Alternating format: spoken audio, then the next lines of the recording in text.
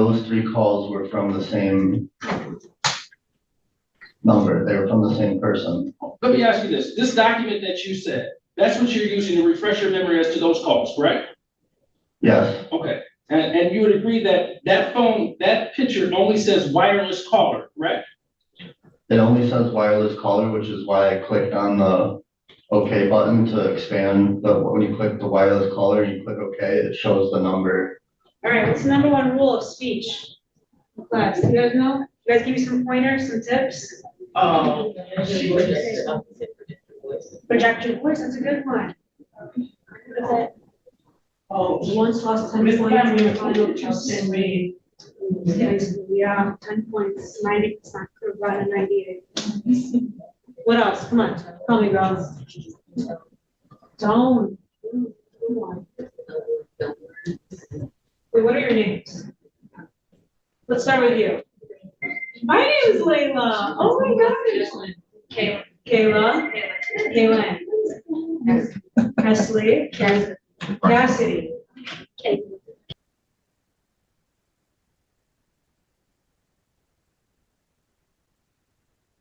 At the prior hearing. Okay.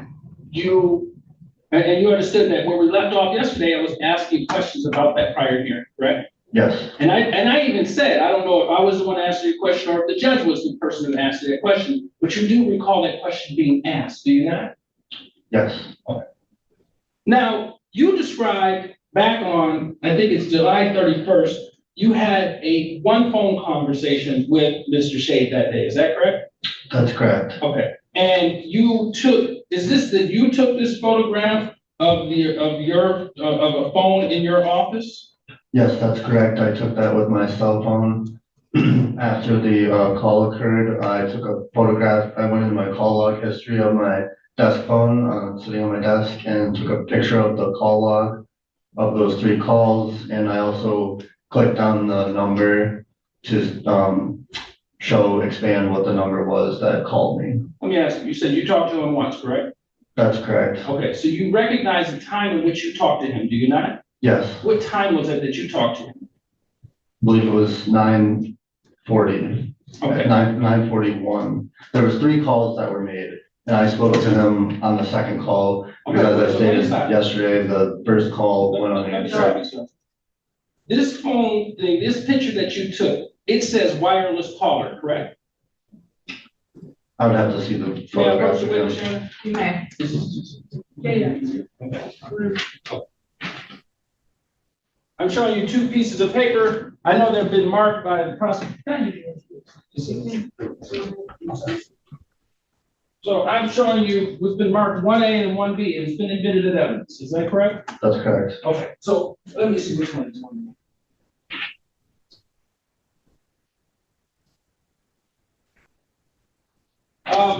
So you'd agree that you spoke to him once, correct? Yes, that's correct. And this is your phone, correct?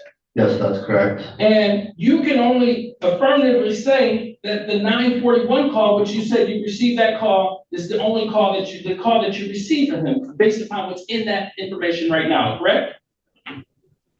No, those three calls were from the same number. They were from the same person. Let me ask you this. This document that you said, that's what you're using to refresh your memory as to those calls, correct? Yes. Okay. And you would agree that that picture only says wireless caller, correct? It only says wireless caller, which is why I clicked on the OK button to expand. When you click the wireless caller and you click OK, it shows the number on the number that had called, and that was the number of Mr. Shade who had called me. What part of my question required the additional answer that you gave? I was answering the question to the best of my ability as I understood it. Did you understand the question? Let me ask you this question again. This picture says wireless caller, does it not? Yes, it does. I didn't ask you what you did with this wireless caller on your phone on that day with a picture that you haven't offered in evidence, have I? Could you repeat your question? I didn't ask you what you did as it relates to what you did with your phone, and you're going back and you said you pressed on that particular thing and looked at the information of wireless caller, correct? You just said that, right? Yes. You didn't take a picture of that, did you? Yes, I did. I took these pictures.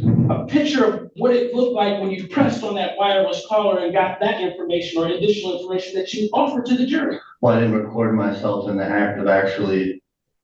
Answer doing the what I- question. Answer the question that he asked you. Did you take a picture of what it showed you in the phone? Yes, I did. It's the phone number. We're not understanding each other. You said, I said in this picture. Let's talk about one A. Does one A have 2 wireless collars or 3 wireless collars on it? Yes, it does. Okay. Because that's the only thing that we know definitively as to that being that number, if you took a picture of it other than your testimony. Is that fair? That's fair. Okay, so you took time to take a picture of your phone, but you didn't take a picture of what the phone revealed as you pressed on that particular 940 wireless collar. Is that correct? No, I took a picture of what it did reveal, which was the number. That's all the information that this phone has when you click on the call log and then it shows the number. It didn't show a name or anything. I just know that it was Mr. Shade that called because that was the number that appeared when I answered the phone. What I'm saying is this exhibit 1A does not show a number, does it? 1A does not show a number, no. I mean, where it says wireless collar, does it show a number, correct, associated with that call? No, it does not. Okay, and none of the wireless collars over the 2 exhibits show a number, is that correct? That's incorrect. Exhibit 1B says wireless caller and it displays a number underneath that, Okay, which was when Mr. Shade called me. okay, so, and that says 1109, correct? That's correct. That's when I accessed this call log. Okay, so that's showing a number? That's correct. Okay, did you do that it doesn't show a time, does it?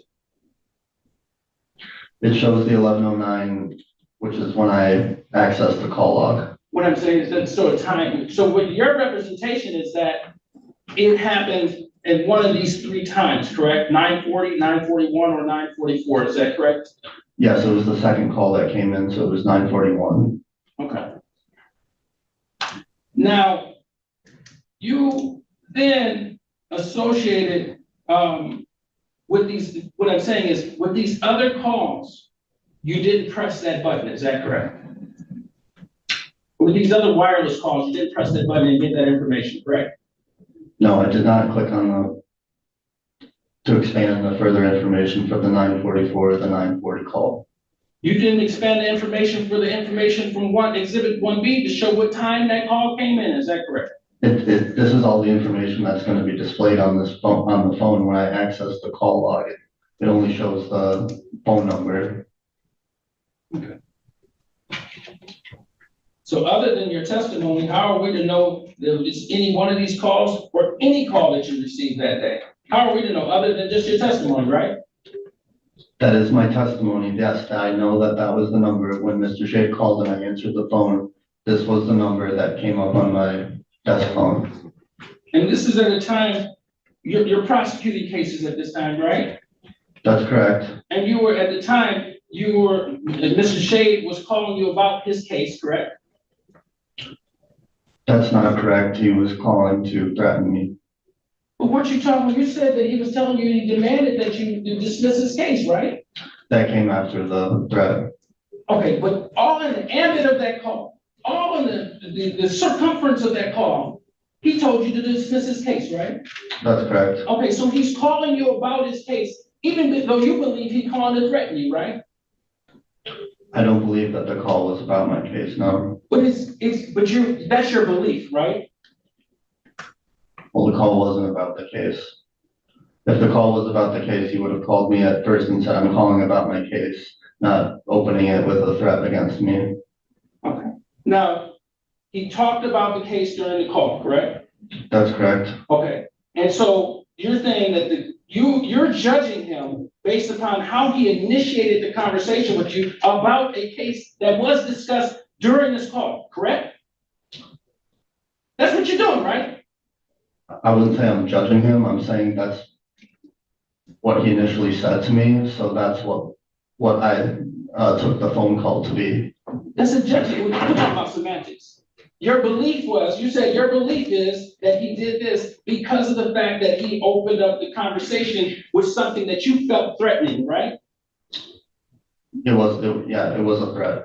Okay. I didn't feel that it was threatening. It was a threat that was made to me.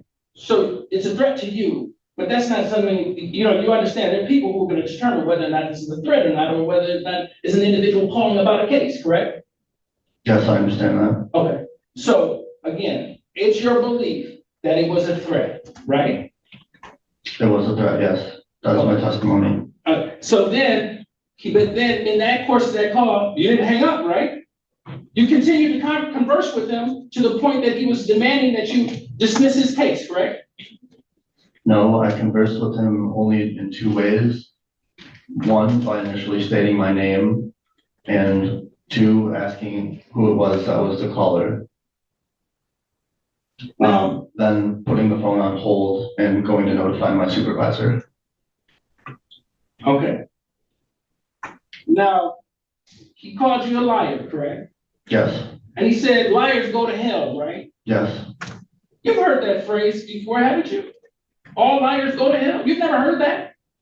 I may have heard that before. Okay. And you understood that when you've heard it in other contexts, that somebody didn't literally mean somebody was going to hell, correct?